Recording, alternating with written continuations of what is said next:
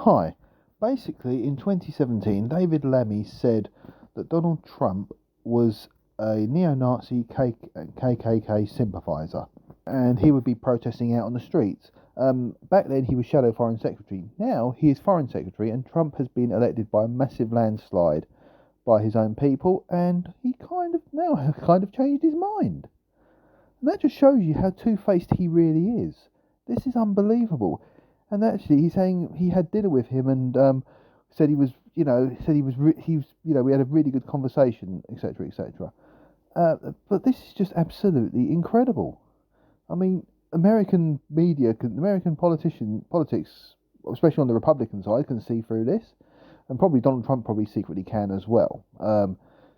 Obviously, they've got to be civilized to each other. But the fact that David Lammy actually said this is just it's just incredible. I mean, this is a guy who's, back then could have actually easily been elected.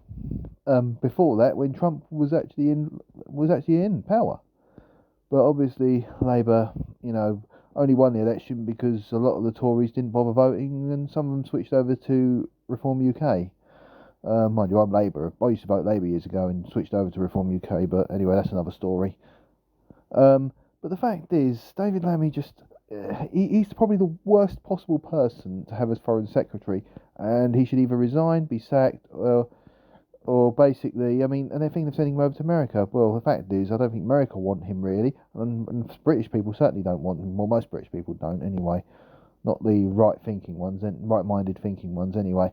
So I think the best thing to do is just drop him in Bermuda and tell him never to come back.